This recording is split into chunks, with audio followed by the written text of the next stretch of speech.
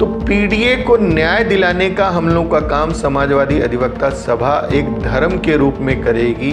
कैसे मुद्दे उठाए जाते हैं या जिनका महत्व राष्ट्रीय स्तर पर रेखांकित करने की जरूरत है कि समाजवादी पार्टी का कोई भी कार्यकर्ता अगर प्रताड़ित होता है तो समाजवादी अधिवक्ता सभा उसके लिए सुरक्षा।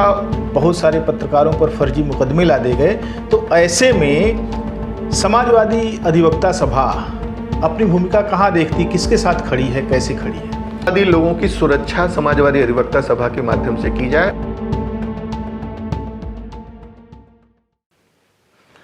नमस्कार, आप देख रहे हैं गांव के लोग। मैं हूं रामजी यादव। आज हम लखनऊ में हैं। लखनऊ में ठंड का इतना माहौल है कि जैसे ही कहीं आने जाने के लिए निकलते हैं लगता है गल जाएंगे। गांव के लोग की टीम आज समाजवादी अधिवक्ता सभा के राष्ट्रीय अध्यक्ष श्री कृष्ण कन्हैया पाल साहब के घर में है और आज हम उनसे बात करेंगे कि समाजवादी अधिवक्ता सभा की स्थापना के पीछे के जो उद्देश्य हैं वे क्या हैं और वह किस तरीके से काम करती है, और ख़ास तौर से उस दौर में जब फर्जी मुकदमों की बाढ़ आई है, उत्पीड़न लगातार हो रहा है तमाम सारे कार्यकर्ताओं का कि वे सत्ता पक्ष की तरफ अगर नहीं जाते हैं या उनकी हाँ में हाँ नहीं मिलाएंगे, अगर वे जनता की तरफदारी करेंगे तो उनको जेल में डाला जाएगा या उनको परेशान किया जाएगा। इसके साथ ही हम जानते हैं कि देश में सुप्रीम कोर्ट की जो भूमिका है वो लगातार जनता की अपेक्षाओं पर खरी नहीं उतर रही है। तमाम सारी जनहित याचिकाएं, तमाम सारे वे मामले जिनसे व्यापक जनता का हित जुड़ा हुआ है, वे सुप्रीम कोर्ट के एजेंडे से बाहर हैं। ऐसे में समाजवादी अधिवक्ता सभा किस तरीके से उन तमाम सारे मामलों को केंद्र में लाएगी और जनता का विश्वास अर्जित करेगी, इसी विषय पर हम आज उनसे बातचीत करेंगे। कृष्ण कन्हैया पाल साहब, आपका बहुत बहुत स्वागत है गांव के लोग में। सबसे पहले सवाल हमारा यही है कि ये जो समाजवादी अधिवक्ता सभा की स्थापना है, इसके पीछे क्या उद्देश्य है, क्यों इसकी स्थापना की ज़रूरत महसूस हुई? मैं सबसे पहले गांव के लोग के श्री रामजी यादव जी जो इसके जो है एडिटर हैं, मैं इनका बहुत बहुत स्वागत करता हूं। समाजवादी अधिवक्ता सभा के बारे में मैं सबसे पहले आपको ब्रीफ कर दूं कि समाजवादी पार्टी के जब सिद्धांत पर आप जाएंगे, समाजवादी पार्टी के संविधान पर जब आप जाएंगे तो संविधान में ही समाजवादी अधिवक्ता सभा का जो है उसमें लिखा हुआ है कि हमारा एक संगठन होगा जिसका नाम समाजवादी अधिवक्ता सभा होगा, जो देश के सभी अधिवक्ता बंधुओं को इससे जोड़ने का काम करेगा और समाजवादी सिद्धांतों को और संविधान की जो प्रियम्बल में जो प्रस्तावना में मुख्य बातें रखी गई हैं उनको जन जन तक पहुंचाने का काम करेगा और सभी के अधिकारों को जो है जनता के अधिकारों के लिए लड़ाई लड़ने का, ज़मीन से लेकर गांव से लेकर और न्यायपालिका में न्यायालयों के माध्यम से उन लोगों को न्याय दिलाने का कार्य करेगा। समाजवादी अधिवक्ता सभा के बारे में मैं आपको एक और जानकारी देना चाहता हूं। इंडिया के टोटल 28 प्रदेशों में 24 प्रदेशों में समाजवादी पार्टी का मुख्य संगठन जो है वो कार्य कर रहा है। 24 प्रदेश अध्यक्ष समाजवादी पार्टी के मुख्य संगठन के सभी लोग वहाँ पर अपनी अपनी कार्यकारिणी है और वहाँ पर कार्य कर रहे हैं। जब मुझे 24 मई 2023 को माननीय राष्ट्रीय अध्यक्ष श्री अखिलेश यादव जी के द्वारा नामित किया गया समाजवादी अधिवक्ता सभा के राष्ट्रीय अध्यक्ष के रूप में, उसके बाद से मैंने पूरे देश का भ्रमण किया और सभी 28 प्रदेशों का भ्रमण किया मैंने, और 28 प्रदेशों की सभी जो उच्च न्यायालय हैं, लगभग सभी उच्च न्यायालय और वहाँ की कुछ अदालतों, जिला अदालतों में भी मैं जाने का मैंने काम किया। वहाँ पर मुझे जानकारी हुई कि समाजवादी अधिवक्ता सभा और समाजवादी पार्टी का विस्तार पूरे देश में है और माननीय श्रद्धेय नेताजी श्री मुलायम सिंह यादव जी और हमारे जो युवा जो भारत के भविष्य हैं, समाजवादी पार्टी के राष्ट्रीय अध्यक्ष आदरणीय माननीय श्री अखिलेश यादव जी, इनका क्रेज़ पूरे देश में है। इनके प्रति लोग जो है, इनका आकर्षण पूरे देश में है और लोग इनको समाजवाद को और संविधान को बचाने के एक भावी जो है जिसको कहते हैं मसीहा के रूप में देख रहे हैं। हम लोग समाजवादी अधिवक्ता सभा को दिनांक 24 मई 2023 से और आज हम 21 जनवरी 2024 में बैठे हुए हैं। समाजवादी अधिवक्ता सभा के 18 प्रदेश अध्यक्षों का नामित किया जा चुका है। देश के 18 प्रदेशों में समाजवादी अधिवक्ता सभा के प्रदेश अध्यक्ष नामित किए जा चुके हैं। उत्तर प्रदेश में समस्त जिला अध्यक्ष, टोटल 75 डिस्ट्रिक्ट्स हैं, समस्त जिला अध्यक्ष नामित हो चुके हैं। 350 तहसील्स हैं उत्तर प्रदेश में, सभी जगहों के लगभग तहसील अध्यक्ष नामित हो चुके हैं और जिला अध्यक्षों की कार्यकारिणी घोषित हो चुकी है। तहसील अध्यक्षों की कार्यकारिणी लगभग 350 तहसीलों की जो है घोषित हो चुकी है। कुछ जो है नामित मतलब अभी कार्यकारिणी घोषित होने, लेकिन 15 फरवरी 2024 तक समाजवादी अधिवक्ता सभा के उत्तर प्रदेश की जो 350 तहसीलें हैं उत्तर प्रदेश की, ये तहसीलों के कार्यकारिणी घोषित हो जाएगी जो है। तो समाजवादी अधिवक्ता सभा का अभी 7 जनवरी को एक राष्ट्रीय सम्मेलन भी जो है उत्तर प्रदेश के विक्रमादित्य मार्ग स्थित कार्यालय में हुआ था, जिसमें माननीय राष्ट्रीय अध्यक्ष श्री अखिलेश यादव जी मुख्य अतिथि के रूप में थे। और आज तक के समाजवादी पार्टी के इतिहास में सबसे बड़ा सम्मेलन इस समाजवादी युग में हुआ है और इसका ये प्रमाण है, इतनी भारी भीड़ जो आई थी, ये प्रमाण करती है कि अभी भी लोग संविधान को बचाने के लिए श्री अखिलेश यादव जी के नेतृत्व में पूरी तरीके से जो है तत्पर हैं और लोगों के अंदर किसी भी प्रकार की निराशा नहीं है। किसी भी महत्वपूर्ण मसले को स्थानीयता से केंद्रीयता तक आने में किस किस प्रक्रिया का योगदान होता है, कहाँ से गुजर कर वो यहाँ तक पहुँचता है, कैसे मुद्दे उठाए जाते हैं या जिनका महत्व राष्ट्रीय स्तर पर रेखांकित करने की ज़रूरत है? देखिए, समाजवादी अधिवक्ता सभा के बारे में मैं आपको थोड़ा सा और ब्रीफ कर दूं। समाजवादी अधिवक्ता सभा की एक राष्ट्रीय कार्यकारिणी है। राष्ट्रीय कार्यकारिणी के बाद एक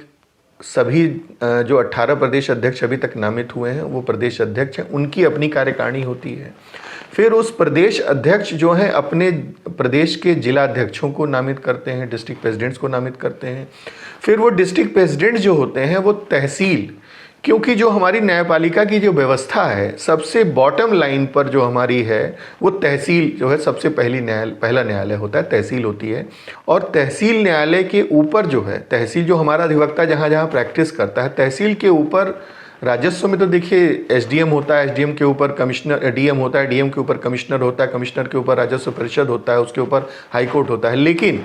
जो अधिवक्ता जो प्रमुखता से जो रहता है वो प्राइमरी लेवल पे तहसील पे रहता है। तहसील के बाद वो जो है जनपद न्यायालय में रहता है। जनपद न्यायालय के ऊपर जो अपील जाती हैं वो या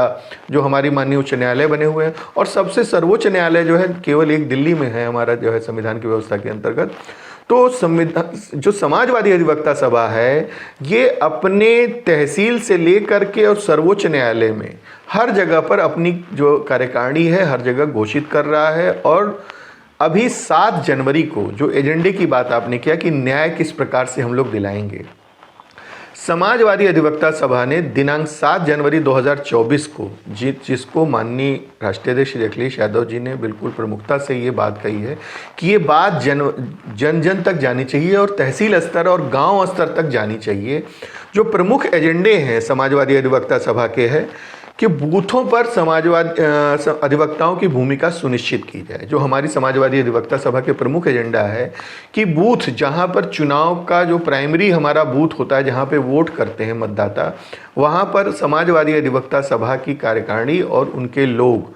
ये लोग बूथों पर अपनी भूमिका सुनिश्चित करेंगे ताकि कोई भी प्रकार की गड़बड़ी किसी भी माध्यम से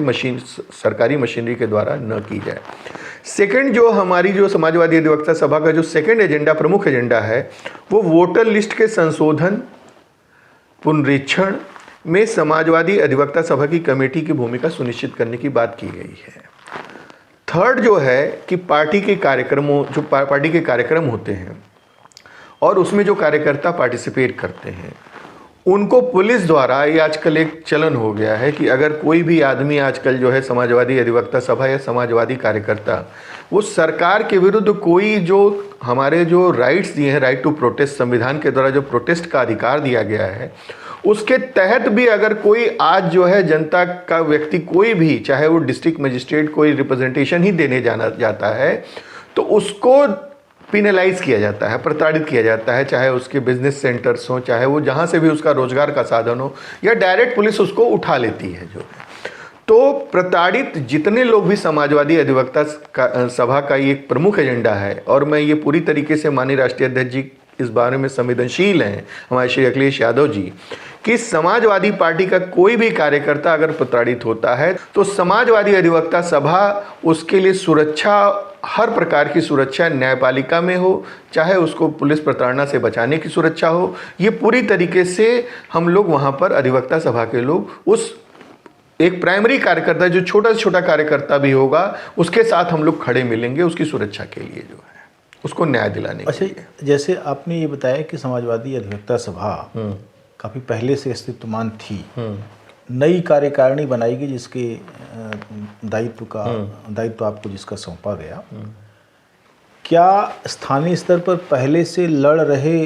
लोगों का, जनता के जो जनमित्र अधिवक्ता हैं, उनके समूहों को इकट्ठा किया गया, या किस तरीके से ये इकाई बनाई गई, या उसको नए तरीके से आदेश दिया गया कि जाइए जनता के बीच काम कीजिए? मैंने उसका बेसिक चरित्र क्या है? एक बात मैं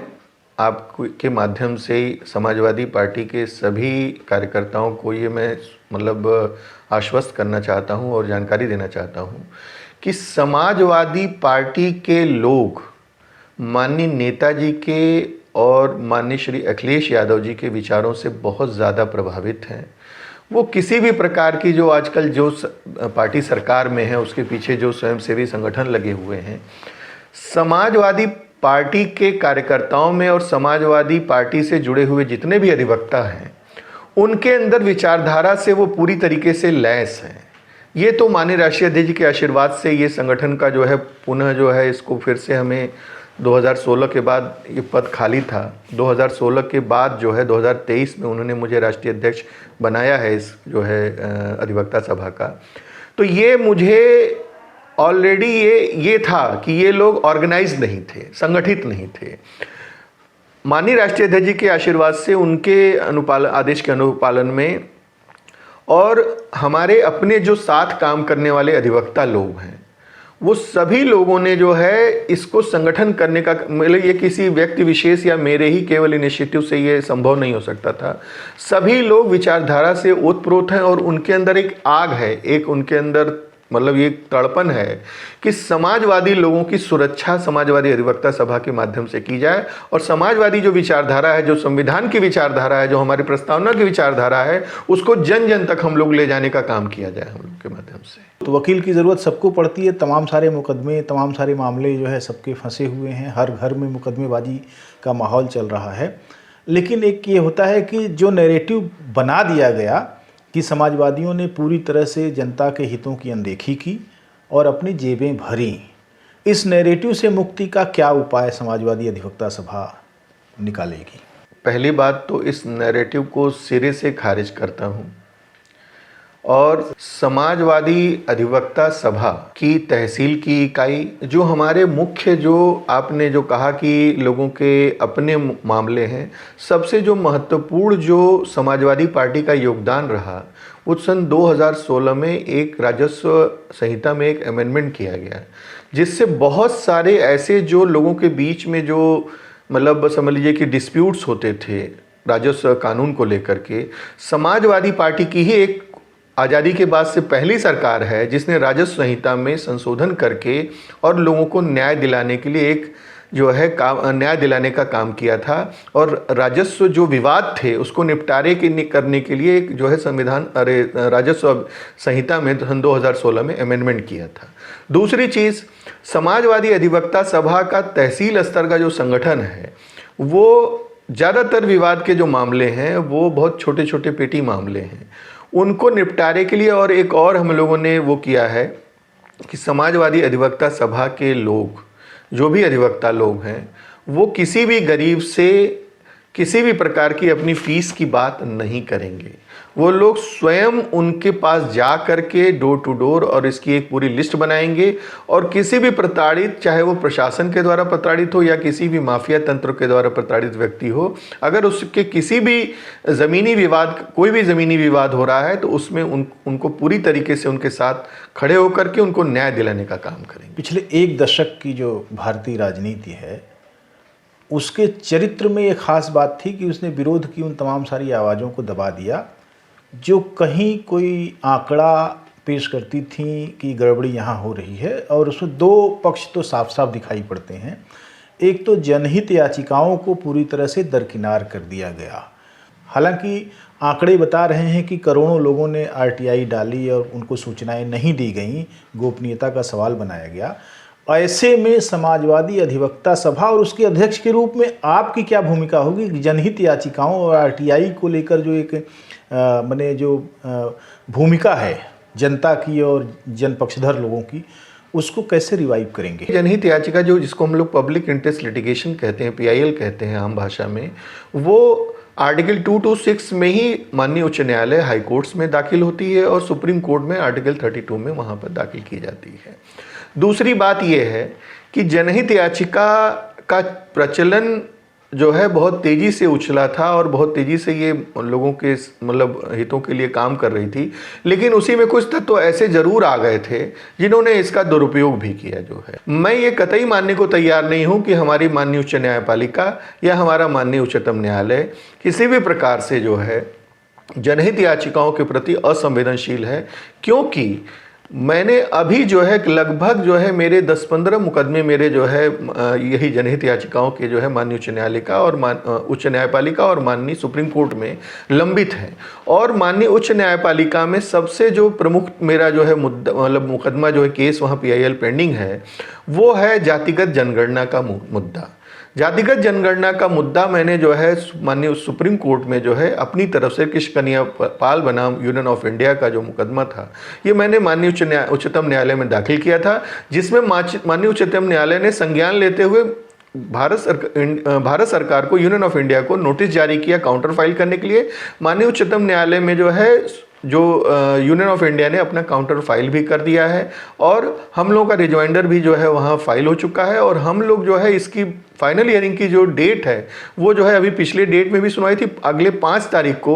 5 फरवरी को माननीय उच्चतम न्यायालय में ये मुकदमा जो है लिस्टेड है सुनवाई के लिए। रही बात और जनहित याचिकाओं की,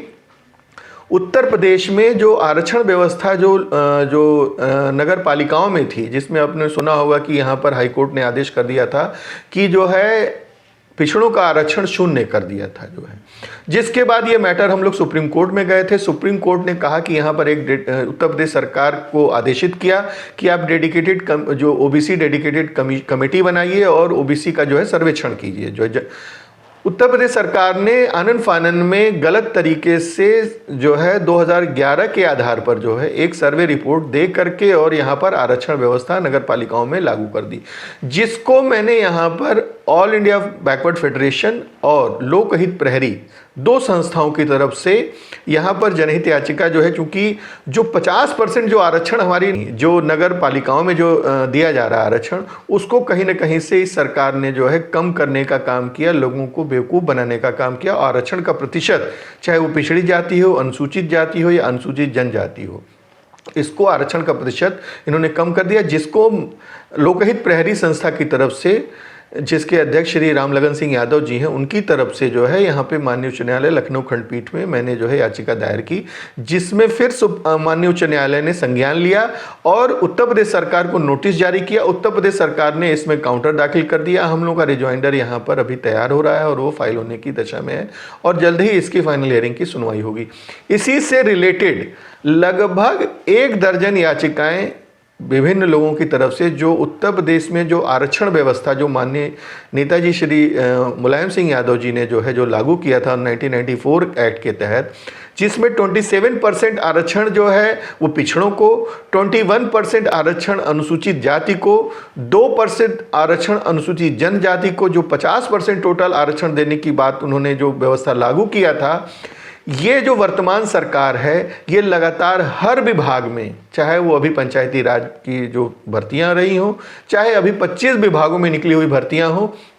इसमें 50% आरक्षण के ऊपर पूरी तरीके से हमला हुआ है और आरक्षण लगभग शून्य कर दिया गया है। और इसको हम लोगों ने है जिसमें काउंटर और रिजॉइंडर एक्सचेंज हो चुका है और फाइनल हियरिंग में मुकदमा लगा हुआ है। तो मैं आपके माध्यम से जनता को ये आश्वस्त करना चाहता हूँ कि माननीय न्यायपालिका में आस्था रखें। माननीय न्यायपालिका में अभी इस तरीके की खामी नहीं आई है कि हमारी जनहित याचिकाओं के जो सचमुच में मुद्दे हैं उस पर कुठाराघात किया जा रहा है। लेकिन अगर हम गलत तरीके से माननीय न्यायपालिका की तरफ से कुछ लोग ऐसे जरूर आ जाते हैं जिनको अगर माननीय उच्च न्यायपालिका या उच्चतम न्यायालय के द्वारा अगर उस पीआईएल को खारिज किया जाता है तो मैं उसको गलत नहीं मानता हूं, क्योंकि उनका उद्देश्य ही कुछ और होता है। वो पब्लिसिटी इंटरेस्ट लिटिगेशन होती हैं, अपने आप को हाईलाइट करना या किसी को नुकसान पहुंचाने के लिए, वो जनहित याचिकाएं नहीं होती। बहुत सारे पत्रकारों पर फर्जी मुकदमे ला दिए गए, तो ऐसे में समाजवादी अधिवक्ता सभा अपनी भूमिका कहाँ देखती, किसके साथ खड़ी है, कैसे खड़ी है? सबसे पहले मैं आपको ये ज़रूर बताना चाहूँगा कि जो राइट टू लाइफ, जीवन का अधिकार, ये हमारे आर्टिकल 21 अनुच्छेद 21 में भारतीय संविधान ने हम लोग को प्रदत्त दिया है, जिसमें बाद में जीवन का अधिकार डजेंट मीन कि ये एनिमल एग्जिस्टेंस केवल हमारा जानवरों की तरह से जो है, जो हम लोग एक जानवरों का ट्रीटमेंट देखते हैं। भारतीय संविधान में व्यवस्था दी गई कि right to life with human dignity, मानव का जीवन मानव के आत्मसम्मान और स्वाभिमान के साथ, ये हमारे संविधान का मूलभूत हमारा अधिकार है, हर उस व्यक्ति का जो इस देश का, हमारे इंडिया देश का नागरिक है। लेकिन ये जरूर मैं आपसे सहमत हूँ इस बात से कि जो वर्तमान सरकार है ये दो तरीके से लोगों को चोट पहुँचा रही है। एक तो देखिए, राइट टू लाइफ तो कहीं रहा नहीं, जीवन का अधिकार तो सुरक्षित नहीं है, चाहे वो शिक्षा का अधिकार हो, जितने भी प्रकार के हमारे मूलभूत अधिकार हैं, चाहे वो freedom of speech and expression का मामला हो, वो तो जो है बिल्कुल ख़त्म हो गया है। अनाज के आधार पर आज 80 करोड़ लोगों को ये देश सरकार जो है 80 करोड़ लोगों को अनाज देने की बात करती है। इसका मतलब हमारे 80 करोड़ लोगों के पास 2 टाइम का खाना नहीं है। अगर 1.5 अरब आबादी के देश में अगर 80 करोड़ लोगों के पास 2 मील का खाना नहीं है, तो इस देश को जरूर इस बात की जवाबदेही, इस अकाउंटेबिलिटी बनती है कि ये जीवन का अधिकार को सुरक्षित करने के लिए क्या अनाज की ये प्रक्रिया को ख़त्म करने के लिए इसके पास आगे क्या प्रोग्राम है, ये कैसे इस अनाज से लोगों को मुक्ति दिलाएगी कि लोगों के पास 2 टाइम का एटलीस्ट खाने की व्यवस्था हो पाएगी। दूसरी चीज़ मैं ये कहना चाहूँगा कि हमारा देश जो ये इस समय जिस दौर से गुजर रहा है, इसमें 2 प्रकार के लोग हैं। एक लोग जो है जिनके हाथ में व्यवस्था को, जो पुरानी व्यवस्था थी, संविधान के पहले की व्यवस्था, जो मनुवाद की व्यवस्था थी, और बाबा साहब भीमराव अंबेडकर ने जो एक संविधान दिया, जो आज एक हम लोग संविधान की व्यवस्था में रह रहे हैं। तो इस समय 2 तरीके की ये जो राजनीतिक और सामाजिक दोनों प्रकार की जो है लड़ाई चल रही है, जिसमें एक तरफ लोग जो है बुलडोजर लेकर के इस संवैधानिक व्यवस्था को कुचलने का प्रयास कर रहे हैं और संवैधानिक अधिकारों से लोगों को महरूम करने का अधिकार का प्रयास कर रहे हैं, और दूसरी तरफ जो है हमारे समाजवादी पार्टी के राष्ट्रीय अध्यक्ष माननीय अखिलेश यादव जी हैं, जो संविधान को बचाने का काम करना चाह रहे हैं और इस बुलडोजर वाली जो व्यवस्था है इसको ध्वस्त करने का काम संविधान के माध्यम से संवैधानिक अधिकारों को फिर से पुनर्जीवित, मतलब जो हमारे अधिकार जो खत्म किए जा रहे हैं उनकी लड़ाई लड़ने के लिए ही उन्होंने समाजवादी अधिवक्ता सभा को पूरी तरीके से जो है पूरी तरह शक्ति दी है कि आप लोग संविधान के तहत लोगों को न्याय दिलाने का काम कीजिए। और ये जो बुलडोजर वाली व्यवस्था है न्याय प्रणाली जो लागू हो रही है, जिसको ग्लैमराइज किया जा रहा है, बुलडोजर से संविधान न केवल लोगों का अधिकार कुचला जा रहा है, न केवल फ्रीडम ऑफ स्पीच, आज जो है लोगों के चेहरे पर बाथरूम तक किया जा रहा है, पेशाब किया जा रहा है, और उसको लोग जस्टिफाई भी कर रहे हैं। हाथरस की घटना होती है और प्रोसिक्यूशन के कमज़ोर पैरवी के कारण कहीं ना कहीं जो है सारे जो एक्यूज़ हैं वो छूट जाते हैं। दिल्ली में जो भी घटना हुई है जो है वहाँ पर भी इसी तरीके से हुआ। तो बेसिक चीज़ ये है कि जो पिछड़ा, दलित, अल्पसंख्यक और जो है जो हमारी महिलाएं हैं, महिला वर्ग है, ये एक कमज़ोर तबका अभी भी समाज में आज़ादी के 75 साल वर्षों के बाद भी हम लोग की स्थिति वही जो right to live with human dignity का जो मामला हमारा संविधान प्रोवाइड कराता है, ये सरकार, वर्तमान सरकार कहीं ना कहीं हमारी जो अस्मिता के ऊपर जो हमारे चोट है, हम फलानी जाति के हैं, हम पिछड़ी जाति के हैं, हम शेड्यूल कास्ट के हैं, तो कहीं ना कहीं एक माइनॉरिटी के मन में भी एक लोगों के दिल में खौफ पैदा किया जा रहा है कि तुम अपनी औकात में रहो, अदरवाइज तुमको जो है निस्तनाबूद बुलडोज़र के माध्यम से कर दिया जाएगा और तुम्हारा संविधान, तुम्हारा कुछ भी जो है किसी प्रकार से बचा नहीं पाएगा तुमको। एक व्यापक भूगोल में फैली हुई जनता है जो वंचना का शिकार है, जो बहिष्कृत है, जिसको भागीदारी आज तक नहीं मिल रही है। जातीय स्तर पर हम देखें तो बहुत सारे ऐसे लोग हैं, बहुत सारे ऐसे समुदाय हैं जो किसी भी रूप में मुख्यधारा का हिस्सा अभी तक नहीं बन पाए। 75 साल का अमृत महोत्सव मना लिया गया आज़ादी का। जनता तमाम सारे थोपे गए मान्यताओं का विरोध करते हुए उत्पीड़न का शिकार न हो और लोगों की ज़मीनों पर, लोगों की कारोबार पर जिस तरह के हमले किए जा रहे हैं, ज़मीनों को हड़पने की जो सरकारी नीतियां चल रही हैं, उन तमाम सारे मुद्दों को समाजवादी पार्टी की जो यह अधिवक्ता सभा है, समाजवादी अधिवक्ता सभा, उसके राष्ट्रीय अध्यक्ष के नाते आपसे मैं जानना चाहता हूं कि क्या करेगी आगे। समाजवादी अधिवक्ता सभा, मैंने आपसे पहले भी कहा है और ये आपको वर्तमान में दिख रहा है और भविष्य में भी दिखेगा कि इंडिया के जो जनहित के मामले हैं, वो चाहे लोगों की ज़मीनों पर सरकारी अतिक्रमण की बात हो या लोगों का उत्पीड़न का मामला हो, किसी प्रकार का मामला हो, समाजवादी अधिवक्ता सभा तहसील से लेकर के, जनपद न्यायालय से लेकर के, उच्च न्यायालय से लेकर उच्चतम न्यायालय तक लगातार लड़ने का काम करेगी और निस्वार्थ भाव से, सेवा भाव से जो आम जन हैं, जो गरीब जन हैं, जिनके लिए जनहित याचिकाएं बनाई गई हैं, जिन लोगों को कहते हैं कि न्याय जो है वो अंतिम व्यक्ति तक पहुंचना चाहिए, हमारे देश के राष्ट्रपिता महात्मा गांधी जी ने कहा था। तो हम लोग समाजवादी अधिवक्ता सभा बाबा साहब भीमराव अंबेडकर और डॉक्टर लोहिया जी के आदर्शों को और माननीय श्री नेताजी के आदर्शों को आगे बढ़ाते हुए और हमारे युवा नेतृत्व, भारत के भावी भविष्य श्री माननीय अखिलेश यादव जी के नेतृत्व में समाजवादी अधिवक्ता सभा इंडिया के सभी उन आम जन जिनको ये लोग, हम लोग पीडीए का जो है, हमारे माननीय श्री राष्ट्रीय अध्यक्ष श्री अखिलेश यादव जी ने पीडीए का नारा दिया है। पीडीए का मतलब पिछड़ा, दलित, अल्पसंख्यक, आधी आबादी और जो उच्च जो जातियों में जो उत्पीड़ित लोग हैं, ये सभी लोग उसके अंतर्गत, अल्पसंख्यक सभी लोग आते हैं। तो पीडीए को न्याय दिलाने का हम लोग का काम समाजवादी अधिवक्ता सभा एक धर्म के रूप में करेगी।